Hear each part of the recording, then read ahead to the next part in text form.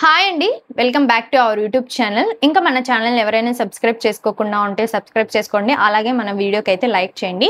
ఈ వీడియోలో నేను ఏం చెప్పాలనుకుంటున్నానంటే ఓటింగ్ ఆర్డర్ అయితే చెప్పాలనుకుంటున్నాను. అలాగే ప్రోమో అయితే రిలీజ్ అయింది కదా, ఆ ప్రోమో గురించి అయితే చెప్పాలనుకుంటున్నాను. ఫస్ట్ వచ్చేసి ప్రోమోలో ఏం జరిగింది అనేసి నేనైతే ఈరోజు చెప్పాలనుకుంటున్నాను.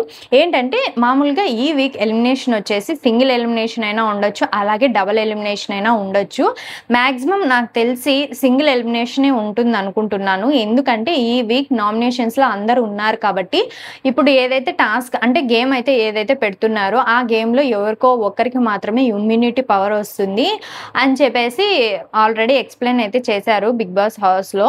కాబట్టి ఒక్క ఎలిమినేషన్ మాత్రమే ఉంటుంది అనేసి నేను అనుకుంటున్నాను. ఇంకా వచ్చేసి ప్రోమో ప్రకారము బిగ్ బాస్ హౌస్ లో వచ్చేసి బీబీ రాజ్యం అని చెప్పేసి ఒక టాస్క్ అయితే మొదలవుతుందండి. మొదలైనప్పుడు ఇక్కడ కళ్యాణ్ వచ్చేసి కింగ్, ఇంకా దివ్య అండ్ రీతు వచ్చేసి వీళ్ళిద్దరు అయితే క్వీన్స్ అండి. వాళ్ళని ఇన్ఫ్లుయెన్స్ చేసి హౌస్ మెంబర్స్ మొత్తం కూడా ఎవరైతే ఇన్ఫ్లుయెన్స్ చేశారో వాళ్ళు అయితే కమాండర్స్ అయితే అవుతారు. మిగతా వాళ్ళు వచ్చేసి ప్రజలుగా ఉంటారండి. కమాండర్స్ ఎవరెవరంటే సంజన, డెమాన్ పవన్, ఇంకా తనుజ, నిఖిల్ వీళ్ళు వచ్చేసి కమాండర్స్ గా అయితే ఉంటారు. ఇంకా వీళ్ళందరూ కూడా ఇన్ఫ్లుయెన్స్ చేసేసి గెలుచుకున్నారు. నెక్స్ట్ ఇంకొచ్చేసి ప్రజలుగా బర్నీ గారు, సుమన్ శెట్టి, ఇమాన్యుల్, గౌరవ్ వీళ్ళైతే ఇంకా ప్రజల్లాగే మిగిలిపోతారండి. ఇది మామూలుగా మనం అయితే ప్రోమో ప్రకారం చూసినట్లుగా మనకు వచ్చిన అప్డేట్.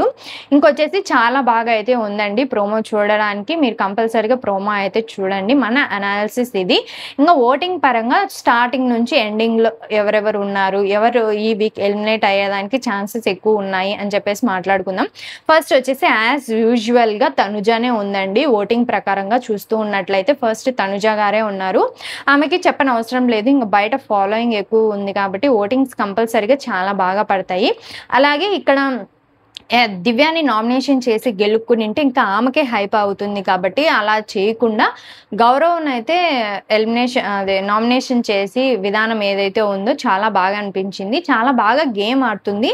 అలాగే ట్రోఫీకి దగ్గరలో ఉన్నట్లుగా ఆల్రెడీ సండే ఎపిసోడ్లో కూడా మనకి అర్థం అయిపోయింది కాబట్టి ఈమెయితే ఫస్ట్ ప్లేస్లో ఉంది. ఇంకా సెకండ్ ప్లేస్లో యాజ్ యూజువల్గా కళ్యాణ్ గారు అయితే ఉన్నారండి, కళ్యాణ్ పడాల గారు. ఇతను కూడా గేమ్ ఏమి ఆడనప్పటికీ కూడా ఇతని గ్రాఫ్ అయితే ఇంకా పెరిగిపోతుంది కాబట్టి సెకండ్ ప్లేస్ లో కళ్యాణ్ అయితే ఉన్నారండి. ఇక మామూలుగా కళ్యాణ్ ఫ్యాన్స్ ఎవరైనా కూడా ఈ సత్యాన్ని ఒప్పుకోవాల్సిందే. ఎందుకంటే నామినేషన్స్ పాయింట్స్ గట్టిగా పెట్టకుండా ఏదో సిల్లీ రీజన్స్ చెప్పి ఏదో పెట్టాలంటే పెట్టాలి అన్నట్లుగా నామినేషన్స్ అయితే పెడుతున్నారు. కానీ ఇతని గ్రాఫ్ అయితే పెరుగుతూ ఉంది. ప్రతిసారి నామినేషన్స్ లేకొచ్చిన ప్రతిసారి కూడా సెకండ్ పొజిషన్లో అయితే ఉండడం జరిగిందండి. నెక్స్ట్ వచ్చేసి ఇంకా థర్డ్ పొజిషన్లో సుమన్ శెట్టి గారు అయితే ఉన్నారు. ఫస్ట్ స్టార్టింగ్ ఇతను వచ్చినప్పుడు నేను అసలు ఇతను ఏం ఆడగలడు వీళ్ళతో పాటి అని నేను అనుకున్నాను. కానీ కామెడీ పరంగా కానీ గేమ్స్ ఎఫర్ట్స్ అతనికి మించిన ఎఫర్ట్స్ అయితే అతను పెడుతున్నాడు కాబట్టి ప్రజల్లోకి చాలా దూసుకెళ్తున్నాడండి. 100% ఇచ్చారు ప్రజలు కూడా. సో సుమన్ శెట్టి గారు అయితే థర్డ్ ప్లేస్లో అయితే ఉన్నారు ఈ వీక్ ఓటింగ్ ప్రకారం వచ్చేసి. ఇంకా ఫోర్త్ ప్లేస్లో వచ్చేసి డెమాన్ పవన్ కూడా చాలా బాగా గేమ్ అయితే ఆడుతున్నాడండి. కానీ ఎక్కడో ఇతని గేమ్ రీతు వల్ల డిస్టర్బ్ అవుతుందేమో, రీతు వల్ల గేమ్ అయితే ఆడలేకపోతున్నాడేమో, ప్రజల్లోకి ఇంకా కొంచెమన్నా నెగిటివిటీ ఉందేమో, రీతు వల్ల గేమే ఎఫెక్ట్ అవుతుందేమో అన్నట్లుగా బిహేవ్ అయితే అవుతున్నారు.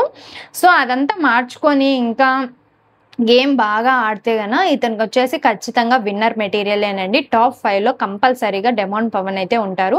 అతని గేమ్ అంటే కూడా నాకు చాలా ఇష్టము, చాలా బాగా అయితే గేమ్ ఆడతారండి.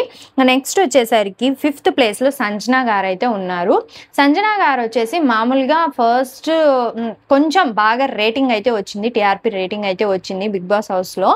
అలాగే కొంచెం కంటెంట్ అయితే ఇవ్వడం బాగా అనిపించేది ఫస్ట్ స్టార్టింగ్ డేస్లో చూస్తున్నట్లయితే మనం బిగ్ బాస్.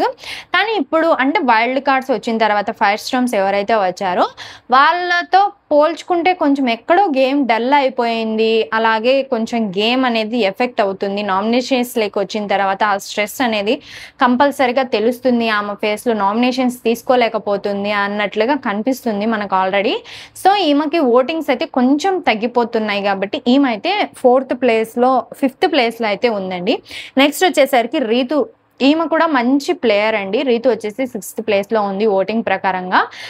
వీళ్ళిద్దరు గేమ్స్ అంటే డెమోన్ పవన్, రీతు చౌదరి గేమ్స్ ఏవైతే ఉన్నాయో వాళ్ళే డౌన్ చేసుకున్నట్లు నాకైతే అనిపిస్తుంది. నెగటివిటీ అయితే స్ప్రెడ్ అయిపోతుంది కదా!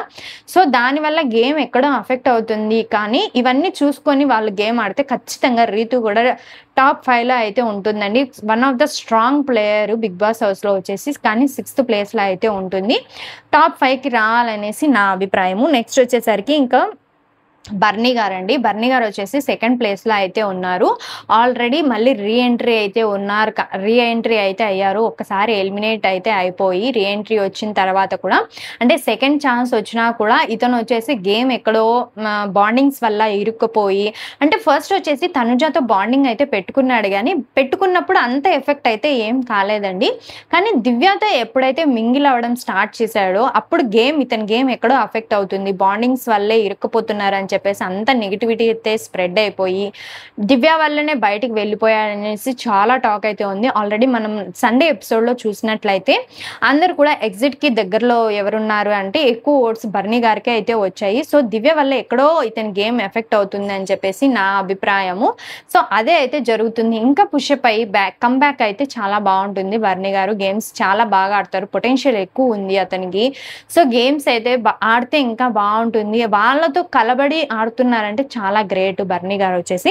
నెక్స్ట్ వచ్చేసి 8th ప్లేస్‌లో గౌరవ్ అయితే ఉన్నారండి. ఈ గౌరవ్‌కి లాంగ్వేజ్ ప్రాబ్లం ఉన్నప్పటికీ కూడా అతనికి అయితే చాలా బాగా పొటెన్షియల్ అయితే ఉందండి. గేమ్ చాలా బాగా ఆడగలడు. అలాగే స్ట్రెంగ్త్ అనేది ఎక్కువ ఉంది కాబట్టి ఇంకా బాగా ఆడగలడు. సో కొంచెం లాంగ్వేజ్ ప్రాబ్లం ఉంది కాబట్టి ఇతని ఓటింగ్స్ అయితే ఎక్కువ పడడం లేదు. అలాగే వైల్డ్ కార్డ్‌గా వచ్చినాడు కాబట్టి ఆ ఎఫెక్ట్ అనేది కొంచెం ఎక్కడో చూపిస్తూ ఉంది. నెక్స్ట్ వచ్చేసరికి దివ్యనికిత గారు. ఈమె వచ్చేసి 9th ప్లేస్‌లో అయితే ఉందండి ఓటింగ్ ప్రకారంగా. మనం చూస్తున్నట్లయితే లాస్ట్ వీక్ కానీ అంతకుముందు వీక్ కానీ చాలా ఎక్కువగా ఓవర్ యాక్షన్ చేస్తూ ఉన్నట్లు అలాగే ఇంకా చెప్పాలనుకునేది ఏంటంటే తనుజాకి యాంటీగా ఉంది కాబట్టి ఈమెకి ఓటింగ్స్ పడలేదనేసి నా అభిప్రాయము. ఈమె వచ్చేసి 9th ప్లేస్‌లో అయితే ఉంది. ఈమె పొటెన్షియల్‌కి ఈమె ఇంకా చాలా బాగా ఆడొచ్చు గేమ్. కానీ 100% ఎఫర్ట్స్ అయితే పెడుతుంది కానీ తనుజాకి యాంటీగా ఉంది కాబట్టి ఈమెకేమన్నా ఓటింగ్ అనేది సరిగా పడలేదనేసి నేను అనుకుంటున్నాను. నెక్స్ట్ వచ్చేసరికి లాస్ట్ ప్లేస్‌లో అంటే 10th ప్లేస్‌లో వచ్చేసి నిఖిల్ అయితే ఉన్నాడండి. ఇతనికి ఇంకా ఛాన్స్ రాలేదేమో ఆడటానికి. అలాగే మనం ఛాన్స్ తీసుకొని మనమే ఆడాలండి. ఇక్కడ బిగ్ బాస్ హౌస్‌లో ఎవరు కూడా ఛాన్స్ అనేది ఇయ్యరు. అలాగే ఛాన్సెస్ వస్తాయి కాదనటం లేదు. కానీ మనమే ఛాన్స్ తీసుకొని మనమే ఆడితే ఇంకా బాగుంటుందనేసి నా అభిప్రాయము.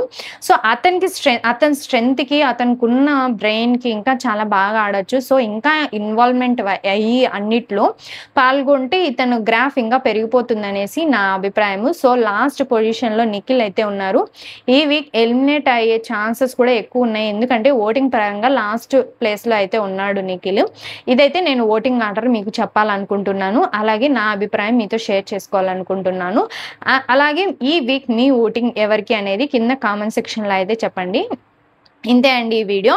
ఇంకా నెక్స్ట్ ఈరోజు అంటే ట్యూస్డే జరిగే ఎపిసోడ్ గురించి మళ్ళీ మనమైతే రివ్యూ ఇస్తాం. Thanks for watching my video.